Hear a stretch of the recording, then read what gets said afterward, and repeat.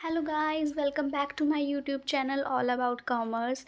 तो आज की इस वीडियो में हम बात करने वाले हैं part 2 of emergence of accounting, जिसमें हम पढ़ेंगे फेसेस ऑफ अकाउंटिंग। तो 3 तरह के फेसेस होते हैं। चलिए स्टार्ट करते हैं फेस फर्स्ट से, जिसे हम कहते हैं ग्रोथ फेस और प्री इंडस्ट्रियल एवोल्यूशन पीरियड। ठीक है, इसे ये भी कहा जाता है।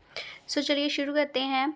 This way start from 1949 when Lucas Pacioli gave basics to double entry of bookkeeping. तो क्या कहते हैं कि ये जो फेस है ना, वो 1494 में शुरू किया गया था। जब हमने जैसे पिछली वीडियो में पढ़ा कि जो लुकास पेसोलियो था, उसने क्या किया था, बुक कीपिंग के रिगार्डिंग हमें एक बुक प्रोवाइड की थी ना। तो जब उसने double entry system of bookkeeping के बारे में बताया, ठीक है, तब ये फेस क्या हुआ था, स्टार्ट हुआ था। From 1494 to 1558। सो इस टाइम पीरियड के दौरान क्या हुआ, there is no major development took place. कोई भी मेजर डेवलपमेंट नहीं देखने को मिली। किसके regarding? Double entry system of bookkeeping के रिगार्डिंग कोई भी मेजर डेवलपमेंट देखने को नहीं मिली। But some mercantile typical mercantile firm use the bookkeeping. पर कुछ मर्केंटाइल फर्म्स थी जो क्या करती थी, डबल एंट्री बुक कीपिंग को यूज़ करती थी। जैसे मर्केंटाइल फर्म्स कौन सी होती हैं, वो जो बाइंग एंड सेलिंग करती हैं गुड्स और सर्विसेज की। ठीक है, तो वो कुछ टिपिकल फर्म्स होती थी जो डबल एंट्री बुक कीपिंग को यूज़ करती थी। फ्रॉम 1559 टू 1995, इस पीरियड के दौरान क्या हुआ, the double entry system witness extension in the field of application from simple mercantile to the emperor states. तो इस पीरियड के दौरान क्या हुआ, जो डबल एंट्री सिस्टम थी ना, उसकी एक्सटेंशन हुई, मींस उसकी डेवलपमेंट देखने को मिली लोगों को। जैसे पहले क्या था, हमने पढ़ा कि मर्केंटाइल फर्म्स यूज़ करती थी, तो सिंपल मर्केंटाइल फर्म्स से क्या हो गया, जो एम्परर स्टेट्स थी ना, वो भी double entry system book keeping को यूज़ करने लगी। एम्परर स्टेट्स का मतलब वो वाली स्टेट होती है जहाँ मतलब बहुत लार्ज पॉलिटिकल यूनिट होता है। ठीक है। 1794 अ Dutch engineer and mathematician proposed. कहते हैं कि 1794 में क्या हुआ, एक इंजीनियर थे और एक इंजीनियर और मैथमेटिशियन थे। उन्होंने बताया the balancing of profit and loss account at the end of the year. उन्होंने बताया कि प्रॉफिट एंड लॉस का अकाउंट को बैलेंस किया जाए, means profit and loss statements को प्रिपेयर किया जाए, ताकि हमें अपने बिजनेस के प्रॉफिट और लॉसेस के बारे में पता चलता जाए। Jacques Savary recommended the preparation of balance sheet to be drawn up after specific interval। जो जैकस वेरी था ना, ये बंदा था, इसने क्या किया, रेकमेंड किया, बताया कि आप ना प्रॉफिट एंड लॉस अकाउंट के साथ साथ बैलेंस शीट को भी प्रिपेयर करो, ताकि हमें बिजनेस के क्या एसेट्स हैं, क्या उसकी लायबिलिटीज़ है, उसके बारे में हमें पता चलता जाए। ठीक है, at the end of the year the accounts were used for own use only. इसमें क्या होता था ना, पहले समय में जो अकाउंट्स प्रिपेयर किए जाते थे ना, वो फर्म्स अपने यूज़ के लिए ही जस्ट प्रिपेयर करती थी। मींस के जैसे आजकल क्या होता है कि जैसे वो अकाउंट्स हम प्रिपेयर करते हैं, उसमें क्या होता है कि जो शेयर होल्डर्स होते हैं वो भी इंटरेस्टेड होते हैं ना। जैसे शेयर होल्डर क्यों इंटरेस्टेड होते हैं, ताकि उन्हें कितना बिजनेस में प्रॉफिट हो रहा है, लॉस हो रहा है, उसके बारे में पता चले, वो इंटरेस्टेड होते हैं।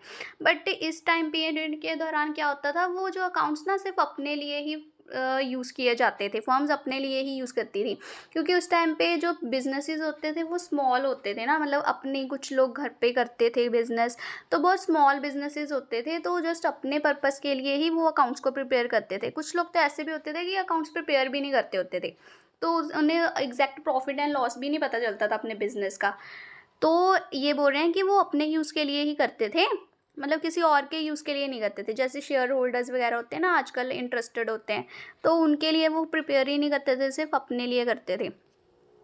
At 1760 to 1850, the agriculture predominant nation transferred to industrial predominant one। इस पीरियड के दौरान क्या हुआ कि हमारी जो कंट्री थी ना, पहले क्या थी, एग्रीकल्चर प्रीडोमिनेंट नेशन थी, मींस कि हमारे कंट्री में ज़्यादातर लोग एग्रीकल्चर वर्क ही परफॉर्म करते थे, तो लोगों को इतनी इनकम नहीं होती थी।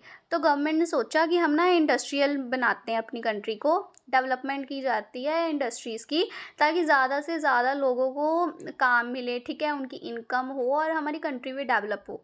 तो क्या किया, एग्रीकल्चर नेशन से क्या बना दिया गया, इंडस्ट्रियल नेशन बनाने की ट्राई की गई गवर्नमेंट की तरफ से।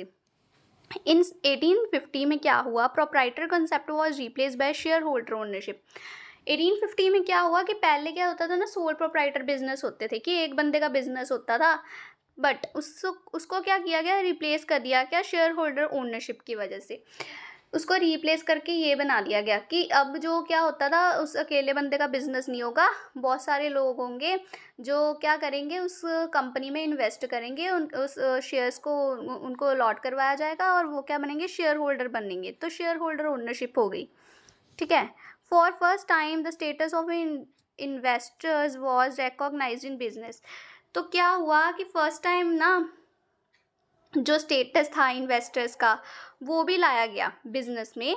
ठीक है, स्टेटस लाया गया इन्वेस्टर्स का कि इन्वेस्टर्स नाम की भी कोई स्टेटस होता है, इन्वेस्टर्स नाम के भी कोई बंदे होते हैं, ये स्टेटस लाया गया। तो इन्वेस्टर्स जब आए तो वो क्या कुछ तो करेंगे ही, तो क्या करते थे, investors become interested in statement of assets liability and income. तो वो जो इन्वेस्टर्स होते थे वो एसेट लायबिलिटी की, कंपनी के कितने एसेट्स हैं, लायबिलिटीज़ क्या हैं, उससे क्या इनका प्रॉफिट हो रहा है, लॉसेज हो रहे हैं, उसमें वो इंटरेस्टेड होते थे।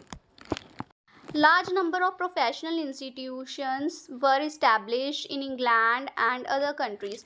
So क्या हुआ कि बहुत सारे number of institution, professional institutes भी क्या किए गए, इस्टेब्लिश किए गए इंग्लैंड और बहुत सारी और कंट्रीज़ में। Companies act pass in 1844 in England required full and fair disclosure of balance sheet. यहाँ पे इंडिया के कंपनी एक्ट की बात नहीं की जा रही, वो तो आया था फर्स्ट टाइम 1956 में ना।